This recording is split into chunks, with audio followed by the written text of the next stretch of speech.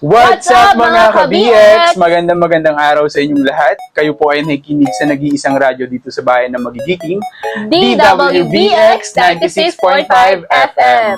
Ako si kumparing John Paul. At ako si Kumaring Sheska. Excited kami dahil today, first time namin dito sa new show na Anong latest ngayon? Para sa ating first? Yung ba hindi ang first? So, for our second episode, we're talking about topic na talagang bumabalot sa buhay ng mga Pilipino. Sa music, sa TV, sa movies, sa fashion, at sa internet, at walang kupas na pop culture sa Pilipinas.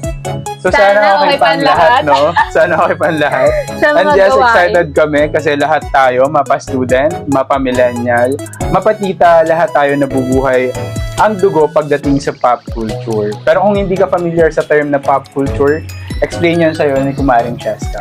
So, yung pop culture, hindi lang siya about music and artists. Kasi alam natin pag pop, K-pop, J-pop, P-pop, Yes. alam natin mga music lang yan, mga artists, mga concert. Pero may iba't ibang definition. Ano? Iba't ibang sangay.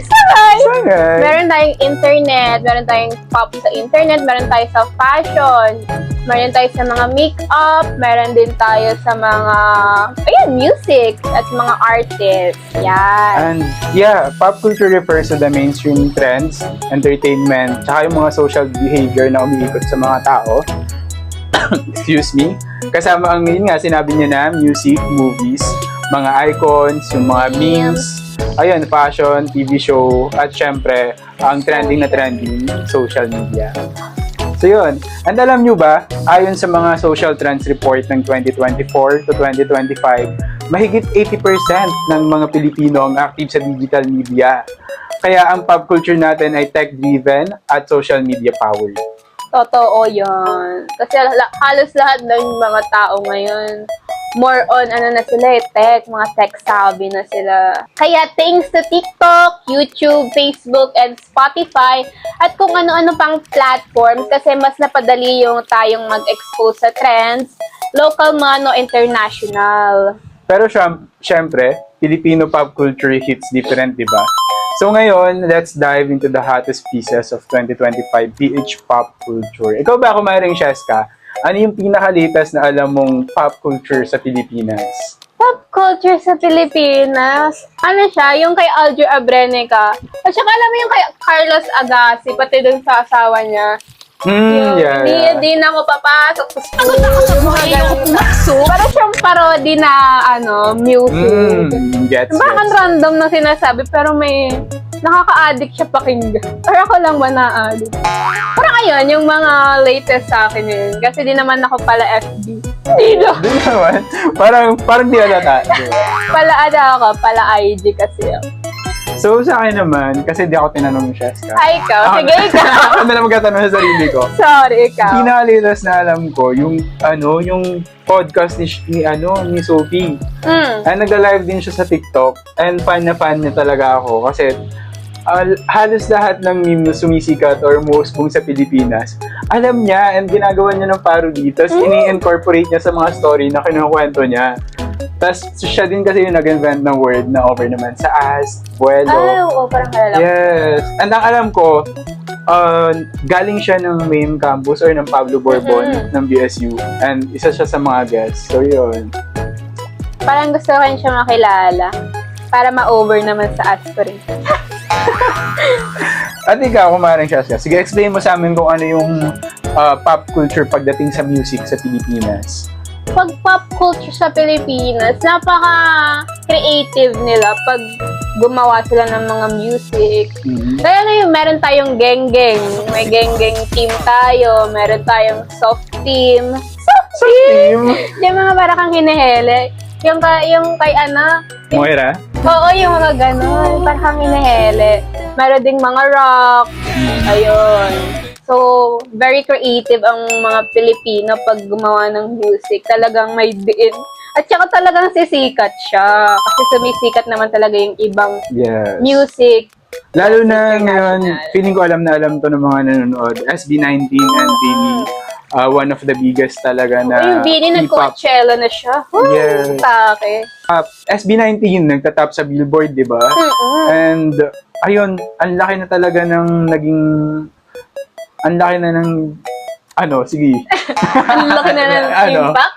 Oo, laki na ng impact ng K-pop sa globally. Hindi lang siya pang Philippines talaga.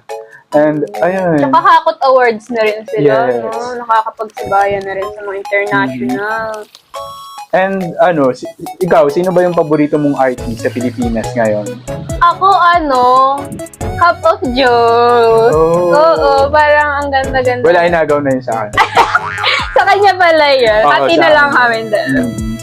Ang ganda-ganda ng pakinggan. Tapos parang may something sa song nila na it dips inside you. And sobrang nakakatuwa din the way na mag-engage sa tao nung Cup of Joe. Tapos yung sarili nilang parody sa sarili nilang kanta. And yun, through that, parang mas nagiging mas nagbo-boom sila sa online na nagka-trending sila pagdating doon. Ano favorite song mo ng Cup of Joe? Ayun, parang same lang din, Multo. Multo. Oo, Multo. Kasi, nagkwento. Nagkwento. Nag-relapse na. Sige. Gusto ko. Hindi na natin para. Next topic, please. Baka mag-relapse siya, guys. Yan. And walang kamatayang budots, di ba? Good. Part din siya ng, feeling ko pop din siya ng music na, Parang part siya sa identity nating mga Pilipino. oo, na parang, pag nasa party ka, tapos walang budots, parang lamya-lamya. Gusto ko na umalis. oo. Parang walang kabuhay-buhay. Kaya nga. And, fun fact. May baon. Fact lang, di ba? Ang budots kasi, nag-originate siya in Davao. Pala. So, anong gagawin? Anong gagawin natin kung nag-originate? Sobrang sikat ng budots ngayon. Parang kahit mapatita, mga Gen Z, kahit mga bata, nagbubudot. Lalo na nung inadapt ni Arizona Brandy. Kung kilala nyo siya, and Bakit parang nakaganon ka sa parang kung kilala nyo siya, siya yung drag queen na kasali sa Drag Race Philippines, yung Station Royal. And isa yun sa pinerform niya and original na ginawa niya. At first, yung parang, if napanood niyo yung whole music video niya, at first, medyo, Pilipina, ganyan, dalagang Pilipina pa siya. And then, after mga 1 minute, ganyan, biglang nagbudots na siya, ganyan. Okay, tapos nag-trending din siya sa TikTok, ginagawa na din catchy siya. rin ng beat. Kasi budots talaga Budots. Pag sinaming budots yung beats, Online nakakabuhay sikat talaga na. ng dugo, di ba? Ano kasama? Ay, oo! Mga screen record ako na. Screen record, di ba? Screen record. Ayun. So, OPM artist naman. OPM artist. Gusto ko si Sinong Si gusto mo? Sakta Budlo. Oh, ano paborito mong kanta niya? Yung gusto. Alam mo yun, yung gusto, yung featuring kay Al James, yung, basta ayun, yung Okay. ganda nun. Kalimutan ko lang yung lyrics. Parang siya. Ako naman, hindi na naman niya ako tinanong. Sige, ikaw, ano sa'yo? Yung kay Juan Carlos naman yun sa akin. Kasi before pa siya di ba, nag-The Voice Kids siya, ganun. Tapos yung buwan niya, sumikat, if I'm not mistaken, sumikat siya nung bandang before pandemic pa ata yun, or pandemic na yung buwan. Pang trip ko yun dati. Yes. Pag nagre-relapse. And yung Dilaw, ang alam ko yung Dilaw yung kumanta ng Tuhaw. Bakit? Kumanta kami. Kumanta kami. Kumanta. Kung sa TV and cinema naman, yung mga love teams, mga fandom culture. Sa mga movies kasi parang tumatak sa akin yung kay Bobby. Sa Four Sisters in a Wedding, if napanood nyo na yun. Sure naman ako napanood nyo na yun. Kasi 6 times ko na yung napanood, guys. Kasi sobrang ganda talaga. Parang isa siya sa mga unique na movies na pinroduce sa Pilipinas. Kasi mostly ng mga pinoproduce sa Pilipinas, di ba parang same-same ng storyline, ng baseline. Like, Kabet, or kaya naman yung magkapatid na kambal, tas magkahiwalay na lumaki, yung isa mayaman, yung isa mahirap. Yung parang basta nagagets mo naman, di ba, yung mga storyline. Or kaya naman, mahirap na lalaki, tas mayamang babae or baliktad, ganun. Di ba? Ang lang, parang mas nakaka-relate ako sa movie ng Four Sisters in a Wedding. Lalo na sa part ni Bobby. Na, parang kasalanan ko. Ay, gusto ko yung line na yun. Di ba? Ayun, sobrang feeling ko ang dami din nakaka-relate ng mga Filipino pagdating sa culture ng pamilya. Di ba? Pag sinabing Four Sisters in a Wedding. And yun, ikaw. At ako kasi more on horror movies ako ng Okay. ng mga Philippine cinema. Kasi iba talaga gumawa ng horror ang katulad ng Shake, Rattle, and Roll. Like, matagal na siya, pero hanggang ngayon, hindi siya naluluma. Tsaka yung kay Enrique Hill, alam mo yung movie nila Jane De Leon? Anong nun, title? So yun Basta guys, yun. that's your assignment for today. May assignment Hanapin nyo yung movie na yun. Paalam nyo sa amin. Tingnan nyo sa amin. Basta ang ganda na, parang kakaiba siya. Parang ngayon lang ginawa sa Philippine cinema yung ganong klase. And yung sa mga love teams naman, di ba? Uy, oo. Hindi makompleto ang Merong part na siya ang sa TV. culture. Oo, panonood ng TV, wala kayong makikita dyan na love team. Ikaw, sino paborito mong love team? Or sino yung mga madalas mong makita na love team? Ako, childhood love team ko talaga yung JD. Like, favorite ko kasi yung mga movies nila both. Pero ngayon kasi, pero ngayon kasi break na sila. So, nagbatak-batak. Parang ang dami din kasing mga love team na nawala na ngayon, di ba? Katniel, wala na din. Yung mga OG love team. And Aldab. Aldab. Di ba? Ang laki Ang ng Aldab. pambansang love team. Yes. Na may sariling universe at fandom. Na may anak. Oo. Di ba? Yung mga tito-tito niya. Paano ba like, paano nangyari na parang naging part siya ng culture natin, yung Aldab? Kasi, di ba, naging trending siya dati sa Twitter. So, paano umusbong yung ganun? Tingin mo? Ako feeling ko kasi, parang unexpected kasi. Parang mas nakakatuwa kasi talagang panoorin if unexpected yung nangyayari. Oo. Di ba? Yung pagkita ni Maine Mendoza, ni Ayadab, tsaka ni Alden, sobrang unexpected niya and hindi siya scripted.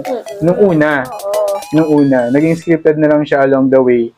And sinundan naman ng mga Thunders. Hanggang ngayon, naniniwala pa din sila na secretly kinasal si Alden at Maine Mendoza at may anak na sila ngayon. Ayun.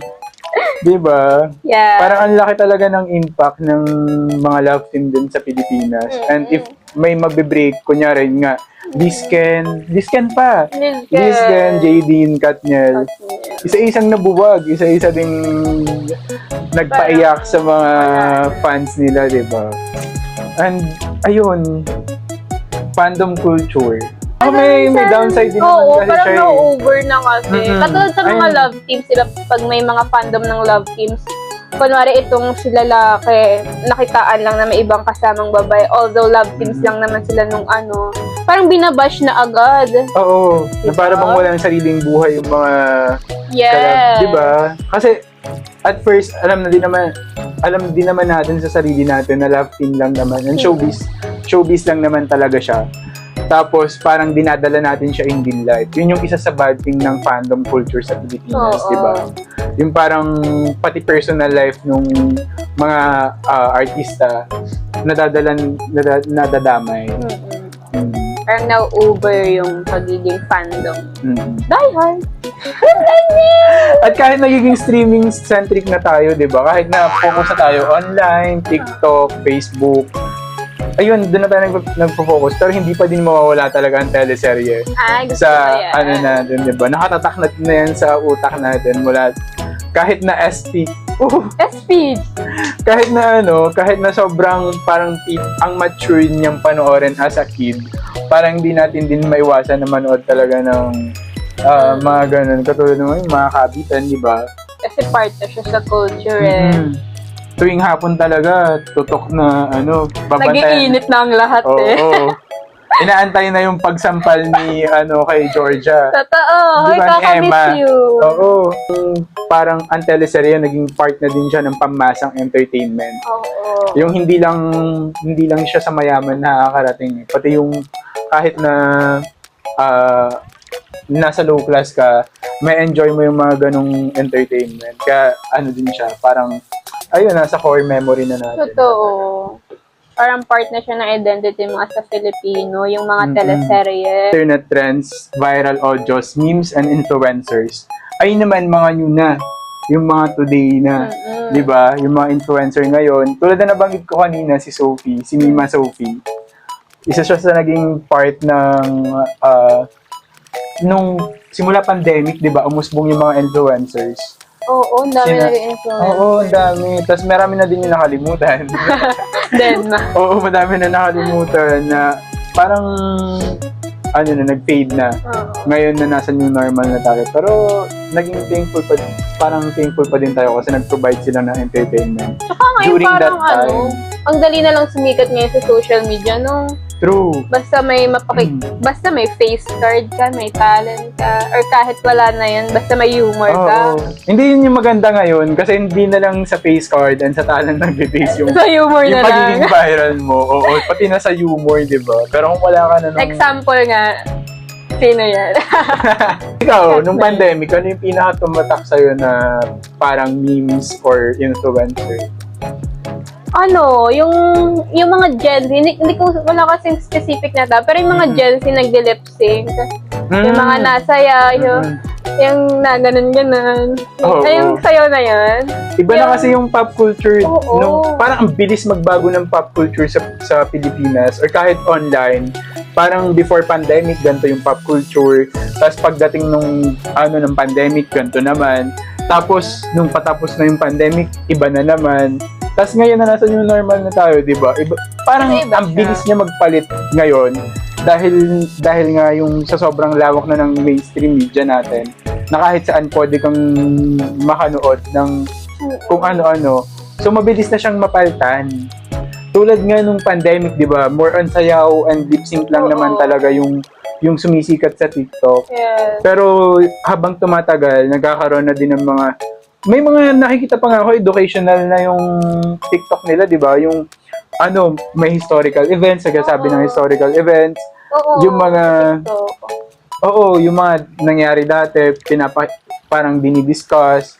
Tapos yung mga events na unusual, yung mga serial killers, ganun. Gusto ko yan. Lahat dinidiscuss nila sa online. Tapos yung mga humors din, dumami na siya ng dumami habang tumatagal yung natin sa TikTok, 'di ba? Sa iba pang platform, ganun din. Nagiging entertaining yung mga ngayon. Kesa dati. Pero minsan nakakasama na din siya eh. 'Di ba? May mga na din kasi may mga tao na din na hindi na minsan makatulog dahil yung parang babad sa TikTok, 'di ba? Babad na. Babad na ako dito. Oh. Baka naman. Ay, daw. Ayun.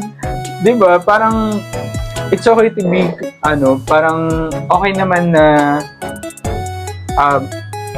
mag-stay ka sa media or mag-scroll ka. Pero know your limitations din. Yes. Lalo na madaming misinformation ngayon sa social media. So, dapat i-filter natin yung mga nakikita natin. Although, entertaining siya, syempre, kailangan pa rin natin siya i-filter. Kasi yung iba, mga gruesome. Awesome. Yung mga nakakadiri. And kailangan din, age appropriate, di ba? Yes. Kasi may mga bata na din sa TikTok.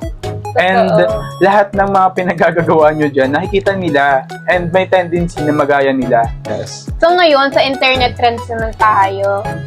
So, ano yung mga latest na memes na alam mo ngayon? Or yung mga viral audios? Except sa budots. Ayun nga, parang nasabi ko na din kasi kanina yung kay Sophie. Kasi yun lang talaga yung laman ng FYP ko ngayon. Si Sophie. Mahilig ako makinig doon. And sobrang busy na rin sa ads. Kaya medyo off muna sa online. And yun, nakikinig lang talaga ako ng podcast ni Sophie. And doon lang din ako nagiging updated. So, ikaw nakikinig na akong podcast. available siya on Spotify. Nag-promote, available, na para bang ako yung host. Available siya on Spotify, pero nagla-live din siya sa TikTok every night. Ay, gusto ko yan. Sana masendan. Sige, saan ko sa'yo later. Sige.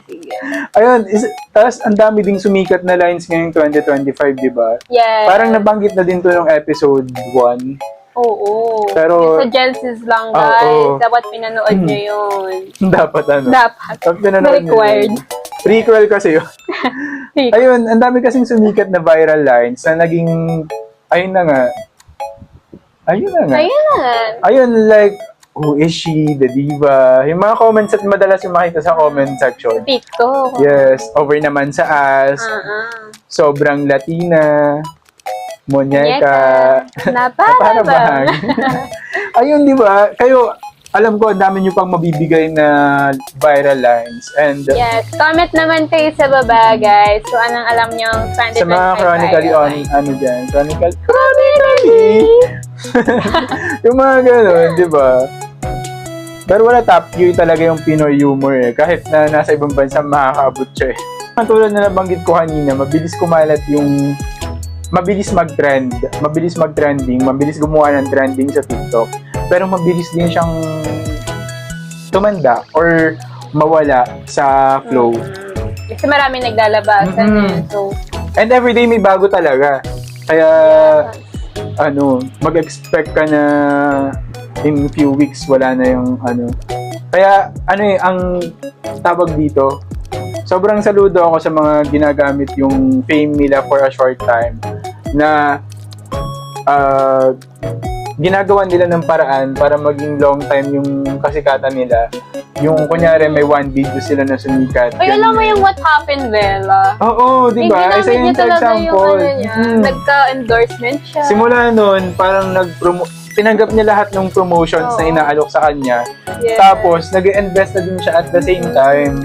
Di ba? Marami Kasi- kasing influencers Oo. kapag kunyari naka-receive ng promotions, akala nila Sikat na talaga sila. Oo, so gastos lang sila ng gastos, Yes. walang pinupuntahan.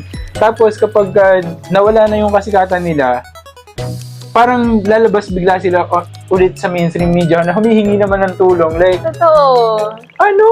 like nabigyan ka na ng chance, di ba? Grab Might that as well, opportunity. might as well take the opportunity na i-grow mo na din yung sarili mo na hindi lang online kasi hindi naman talaga panghabang buhay ang kasikatan. Yes, totoo Yan ang lagi yan. nating tatanda. Na para ba nag-artista na ako? Di ba? Ayun. And pagdating naman sa fashion, mix of local and global naman, ang mga kabataan kasi ngayon, forma na sila kung forma, Oo, di ba? ibang-iba na sa mga 80s. Yung mga, Mga Gen Z. yung mga damit nila, kahit ukay, hindi mo masasabi kasi ang Yes. galing nilang pumili. And Aesthetic. napaka-creative nila. Ayun yung aesthetic, sabi ng mga dyan. Tsaka kapag sa ukay-ukay ka, wala kang kapareho. Talaga siningit sa'yo. Sige, talagang ipinush mo yan, ha? Na totoo, pagka sa ukay-ukay ka, wala kang kaparehong damit. Unlike sa mga online or sa mga brands, syempre merong mga stocks yan, di ba? And super practical kasi sobrang mamahal din kasi talaga ng mga damit. And if sa ukay ka maghahanap ng mga damit, ang dami mong makikita na may brands, Totoo. pero mura. Kasi nga gamit na. Ayun, pero super practical ng pag-uukay. And mamaya mag-uukay tayo. Mag-ukay kami mamaya, guys, after this show. Yes. After this show. Ayun, tas ang dami na ding mga kabataan na influensyahan ng Korean fashion, mga Western fashion, Japanese streetwear, di ba? Ikaw, ano bang team mo today? Ako, actually, dress tong mahaba. Kasi, mahilig ako sa dress kasi easy to wear siya. Isang gananan lang, okay na, alis ka na. Unlike pagka madaming lalagay, mga jacket, mga panloob, may pang pantalon. Ang dami mong hubal, ang dami mong isusuot. Nag-explain. Nag-explain siya. Kasi ayan, gusto ko yung mga breathable fabric. Yun. Kahit ano naman. Pero during pandemic, ang dami ding sumikat na di ba? Oo, pang geng-geng. Oo, geng-geng. Geng-geng na mga damit. Tsaka pa yung mga outfitan pag simbang gabi. Oo. Di ba? Ayun, tamang-tama magsisimbang gabi na. Ano kaya mga outfitan na naman ng sisikat? Abangan natin. Abangan natin yan. And every year naman nag-i-improve siya. In fairness Ano ba naman. next? Ano ba yung last year na outfitan? Hindi ko sure eh. Pero ang pinakalas na natandaan ko, kasi hindi ako nagsimbang gabi ata last year. Pero last year, tanda ko yung mga Pranela ba yun? Yung parang box-box na pants. Ay, oo. Pranela, yes, oo. Pranela ang tawag doon. Oo. Tapos shirt na may tatak na maliit dito, tapos malaki sa likod. Oo. Yung mga tees na Yung gano'n. graphic shirt na Oo, tawag. graphic shirt dun. na tawag. Ay, ganun. Abangan Yung natin mga yung loose magiging shirt. fashion trend sa Tingnan next simbang natin. gabi. All in all, ang pop culture, ano siya para sa'yo? Or ano yung thoughts mo sa kanya? Pop culture sa Pilipinas like Pinoy pop culture, gano'n. Ang Pinoy pop culture is very very creative siya. Tapos, mabilis siya maka-entertain yung mga pop culture. Madali siyang sumikat. Actually, yung ibang mga culture dito sa Philippines, nasikat siya sa ibang bansa. Kasi, makakuha siya ng ibang engagement. Yung kay Tonton, alam mo yun, yung what is your biggest mistake? Ay, oo! What is your biggest mistake? Oh, ikaw, sagot. Kunyari, ako yung Okay. magkatanong. Si Winwin. Ikaw si Tonton. Okay. Sige. What is your biggest mistake? My biggest mistake is Ano ba? Sobrang benta nun sa mga, sa mga foreigners. Pero nakikita ko, tinitiktok nila Oo. talaga. And, yung, kasi, yung audios kasi na ginagamit, ginagawan din nila ng context. totoo. Like, kunyari yun, yung scenario na yun, nilalagyan nila ng POV. Kunyari yun, POV, your last teacher before lunch. Ganun. Biggest mistake. Tapos biglang kang tatanungin, what is your biggest mistake? My biggest mistake. Di ba? Parang, in that way, nagiging funny siya. At the Yes. same, di ba? Very humorous kasi ang Philippines. Assignment niyo today, bilangan niyo kung ilan tibay yung nasabi ko. Di ba? Ayun. Tapos sobrang inclusive na rin ng dahil din sa sa mga mainstream media, nagiging inclusive na din yung mga tao. Oo, Di ba? totoo. Lahat ng parang sa gender, pagdating sa gender, sa race, sa saan pa ba? Kapag pag Sa may paniniwala. nambabash na mga sa isang bakla or nag-racist, talagang binabash din yung nagsasabi, no? Cancel culture ba? Oo, ganun. Kina-cancel culture nila. Parang isa yun sa mga good thing ng pop culture or Filipino pop culture. Yes. Nangyari kay naging away ata online with Aura Brigela and that one guy. Ang alam ko, cleft siya eh. Tapos parang galit na galit or ang daming statements na binibigay ng lalaki about sa mga bading, sa mga na to the point na pati si Aura, inaatake niya na. Oo. Ayun, tapos ang dami ding bumatikos dun sa lalaking yun and pati si Aura, parang hindi na din siya nakapagpigil na sagutin yung statement niya. And ayun, wala, super happy lang na Nagiging open na sila. nagiging tawag dito. Tsaka mas kinakampihan na rin sa Aura. Oo. Kasi kung before yan nangyari, like long time ago, feeling ko mas madami yung mag-a-agree dun sa guy. And for that Although reason, nasa Catholic country tayo, nag-accept na rin na open, Yes. inclusive na rin yung mga tao. Unlike dati, di ba? Na pag bakla ka, talaga bubuli kita. bubuli kita. Bubuli ka na. Bubuli ka ba? pag bakla ka, parang ikaw yung tapungan ng bully dati. Ng tukso. Oo. Yeah. Ngayon, pag nambully ka, ikaw ang ibubully. Oo, ganun. And pagdating naman sa global influence ng Pinoy pop culture, talagang sobrang lawak na niya. Oo. Yung sa example natin yung sa music. Yes. Yung SB19 and Bini, yun nga. Nagtatap na sila sa billboards and pati na din ata yung Cup of Joe ang nagtatap din sila sa billboards. So, ayun, parang dahil nga sa dumadami na yung platforms and lumalaki na yung pop culture ng Pinoy, mas na-help na din yung iba, like some artists na mapalaki yung audiences nila. Yes. Mm-mm. Tsaka yung Bini ngayon, nasa Coachella na. Mm-mm. Eh, di ba mga, maka-level lang ng Blackpink ang napatad? And si Sophia from Cat's Eye. Oo, grabe Diba? na. Grabe yung International na siya. Grabe yung world domination ng Yes. Cat's Eye. And parang nakaka-proud na one of them is a Pinay. Yes. Sophia Parang Laporte. super talented rin naman kasi ng mga Filipino pagdating sa larangan ng pop culture. And singing, di ba? Yes, oo, singing. Ayun. Ayun. Ikaw, ano pa ang thoughts mo about sa global influence ng Pinoy pop culture? Ayun, na siya, hindi na lang siya local nalabas na rin siya sa ibang bansa. Katulad nung isang kanta ng isang Bisaya song. I mean, hindi siya budot yung kay Shotty, yung LDR, yung Why do you live so far? Ayun, alam niyo yung kantang yon.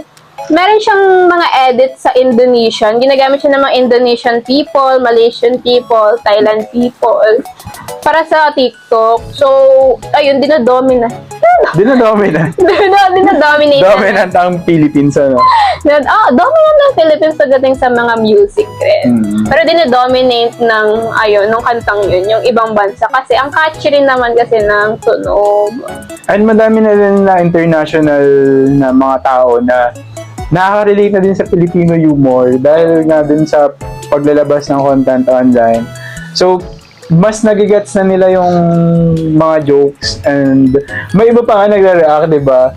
May iba na may tawag dun parang clickbait or something na nagre-react sa mga Pinoy para dumami yung views online. Oo. And meron naman talaga na iba na ang purpose lang talaga ay ma-entertain. Pero meron talagang ganun Clickbait. ng Filipino bait. Yes. Ganun. And habang nag-enjoy tayo sa pop culture, i-keep pa din natin yung value natin, maging authentic tayo, and maging sensitive sa mga nilalabas online kasi hindi natin alam kung ano yung nagiging apekto nun sa tao na sinasabihan nyo. Iwasan ang misinformation kasi sobrang nakakapanira yan ng tao, ang misinformation. Kaya sa huli, pop culture reflects who we are as Filipinos. So always remember that. So before we end our show, we would like to thank the College of Arts and Sciences, our cast family headed by Dean Valdez, BAC program Ma'am Maru and Sir RJ, and sa ating college secretary Ma'am Jam. At sa ating mga BX staff at sa mga tumutok sa ating live sa radio frequency and sa ating FB Live. Thank you very much po and we'll be releasing podcast every week. Abang-abang lang po tayo sa mga next episode. Kita-kita po ulit tayo para pag-usapan ng bago, ang latest, Cause we will give you the hottest topic along the coast. Sa anong latest ngayon, tutok lang sa DWBX 96.5 FM, The Voice and Rhythm of the Sea. Bye!